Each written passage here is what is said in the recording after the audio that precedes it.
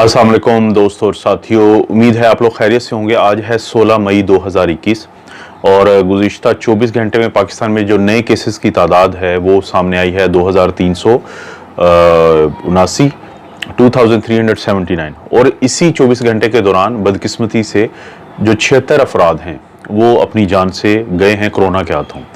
दोस्तों, पाकिस्तान में बहस तो आप सब लोगों को पता है कि इस वक्त वैक्सीन को लेके ही है, लेकिन उसी सिलसिले में एक बड़ी अच्छी एक खबर है और वो आज की ही है।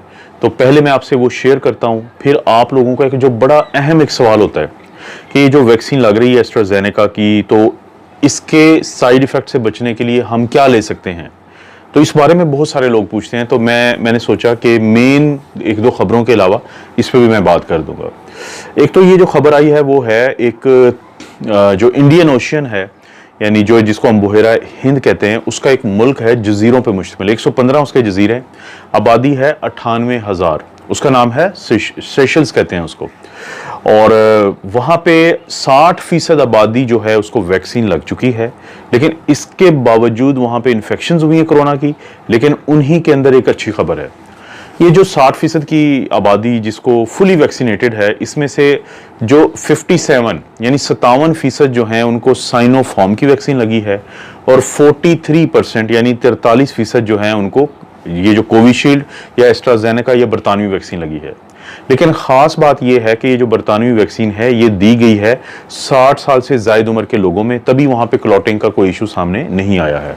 तो मेजॉरिटी को क्योंकि साइनोफार्म लगी है और पाकिस्तान में साइनोफार्म पहले इस्तेमाल होती रही है, जिसमें हम लोग भी शामिल हैं, और जो एस्ट्राजेनेका है वो आजकल इस्तेमाल हो रही है, तो उसका भी जिक्र है।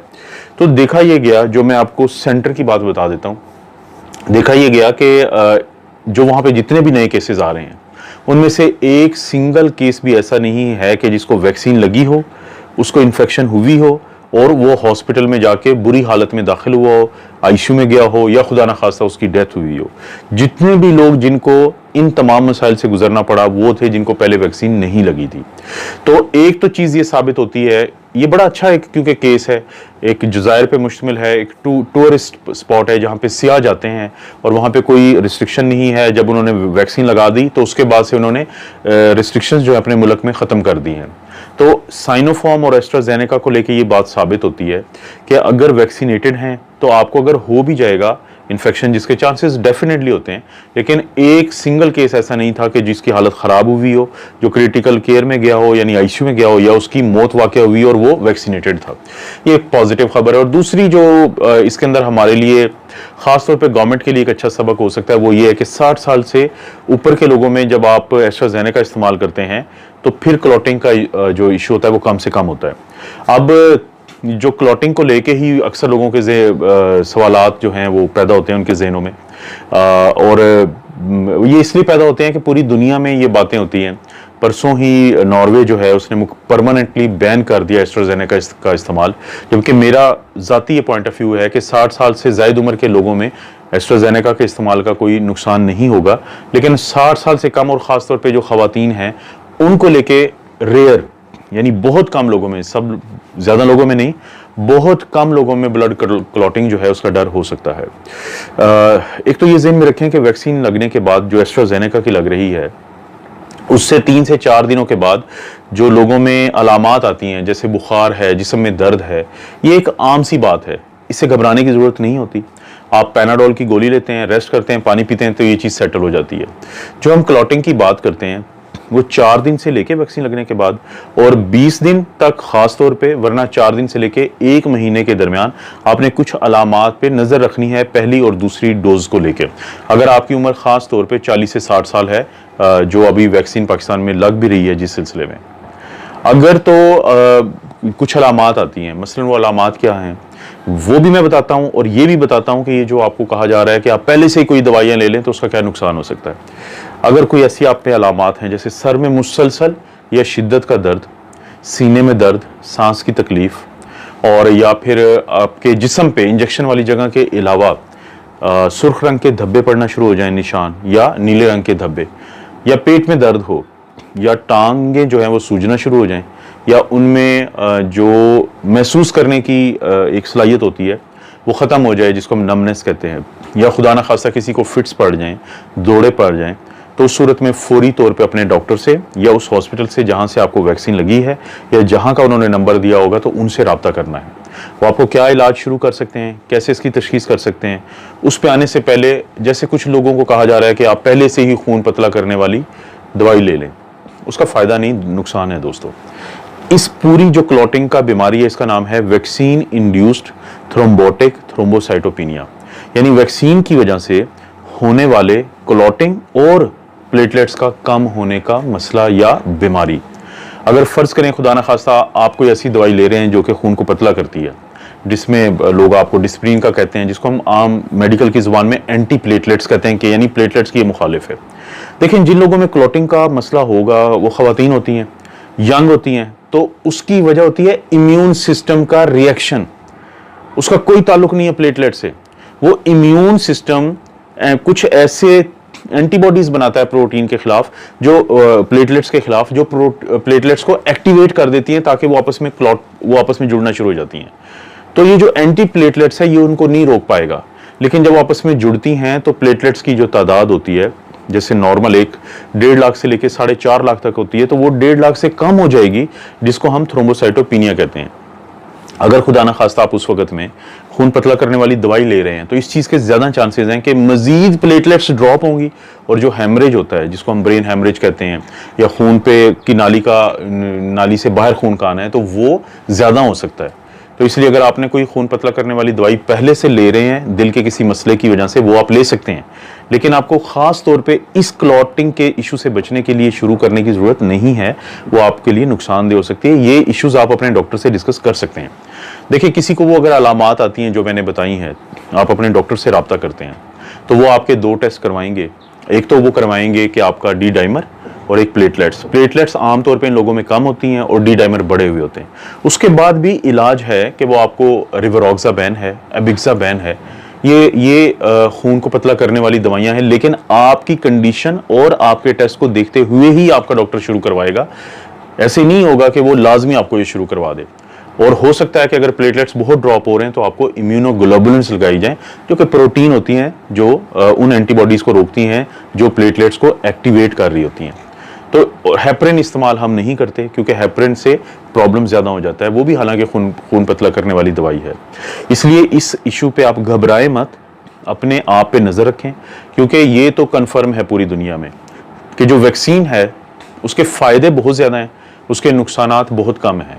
और अगर किसी की उम्र 60 साल से ज़ायद है तो उनको बिल्कुल भी परेशान होने की ज़रूरत नहीं है। जिनकी 40 से 60 साल के दरमियान है, और ख़ास तौर पे ख़वातीन, वो इन अलामात पे नज़र रखें। बहुत कम लोगों को ये क्लॉटिंग का मसला होता है, लेकिन बहुत सारे लोगों को फ़ायदा है। मेरे जैसे लोग इसलिए कम लोगों को नुकसान होने के बावजूद इस पे इतराज़ करते हैं, क्योंकि मेडिसिन की दुनिया में जो पहला असूल है, एक हम हलफ उठाते हैं, हिपोक्रेटिक ओथ उठाते हैं, वो ये है कि फर्स्ट डू नो हार्म, कि आपने ज़िंदगी में कोई ऐसी दवाई नहीं देनी, ज़िंदगी में कोई ऐसा टेस्ट नहीं करना, ज़िंदगी में कोई ऐसा प्रोसीजर नहीं, ऑपरेशन नहीं करना कि जिससे किसी को नुकसान हो सकता है। ये वो एक ऐसा हलफनामा है जिसकी वजह से हम मेरे जैसे लोग काफ़ी ज़्यादा मुहतात हैं इन चीज़ों पे। ये तो थी आज की वीडियो की इम्पॉर्टेंट बातें।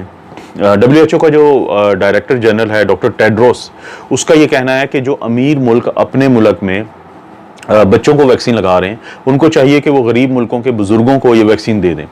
कमेंट्स में आपने बताना है कि क्या वो ठीक कह रहा है या उस मुल्क के लोग जिन्होंने वैक्सीन बनाई है, उनका ये कहना है कि अगर हम इस वबा से निकलना चाहते हैं तो हमें अपने बच्चों को भी और ख़ास तौर पे नौजवानों को वैक्सीन लगानी पड़ेगी।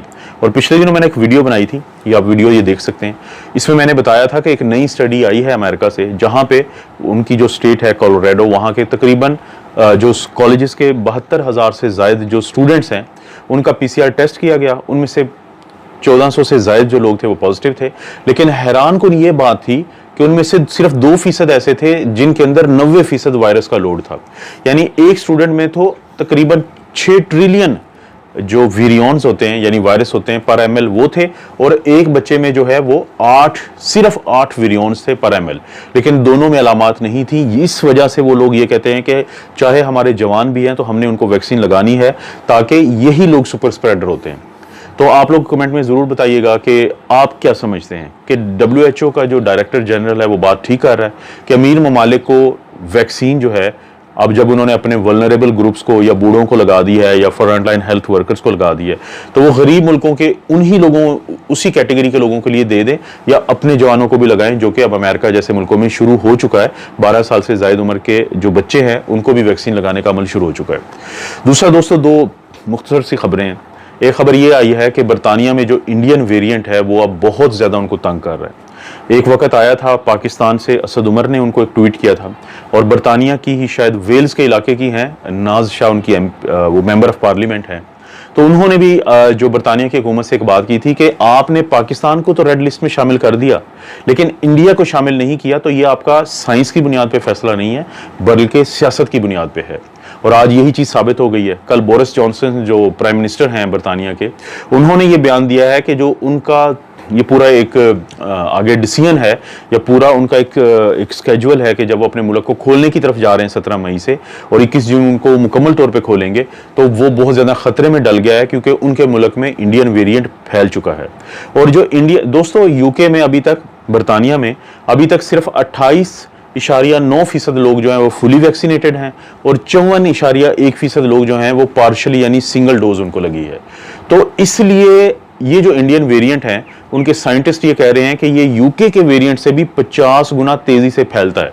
तो उनको अब बहुत ज़्यादा डर है कि जैसे ही वो रिस्ट्रिक्शन ख़त्म करेंगे तो ये जो इंडिया का वेरिएंट है ये पहले से ही बरतानिया के मुख्तलिफ इलाकों में फैल चुका है, तो ये बड़ी तेज़ी से फैलेगा। और हो सकता है कि क्योंकि बहुत सारे लोग अभी तक या तो पार्शली वैक्सीनेटेड हैं यानी उनको वैक्सीन जो है मुकम्मल दोनों डोजेज नहीं लगी, या जिनको 2 डोज भी लगी हैं उनकी तादाद बहुत कम है। तो इस चीज़ के चांसेस हैं कि ये जो इंडिया का वेरिएंट जो 50% यूके के वेरिएंट से तेज़ी से फैलता है, तो ये बहुत सारे केसेस कर देगा और उनके हॉस्पिटल फिर भर जाने का चांसेस हैं इस चीज़ का।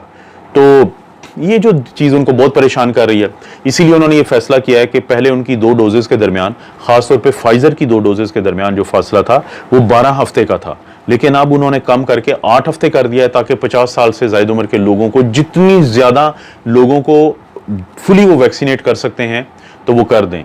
हालांकि उसी वक्त में एक स्टडी सामने आई है कि फाइज़र की वैक्सीन जब लगाई गई है 80 साल से ज़ायद उम्र के लोगों को, तो अगर दरमियान में जो वक्फा है वो रखा गया है 12 हफ्ते या 3 महीने का, तो उसमें रिजल्ट बहुत अच्छे रहे हैं। 3 गुना ज़्यादा एंटीबॉडीज़ बनी है बनिस्बत उन लोगों को जिनके को 3 से 4 हफ्ते के बाद ये वैक्सीन जो है सेकंड डोज दी गई है।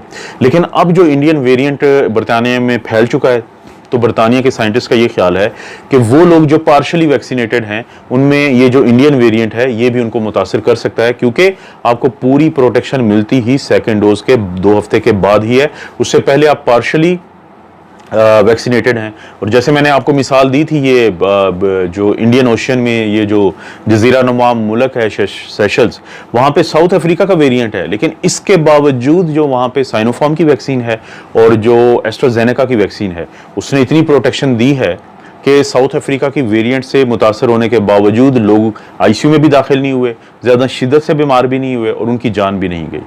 तो दोस्तों, ये छोटी छोटी बातें थी, सोचा आप लोगों के सामने मैं ले आऊँ। कोशिश होगी मज़ीद कोई अपडेट होगी तो मैं आप लोगों से ज़रूर आप लोगों से शेयर करूँगा।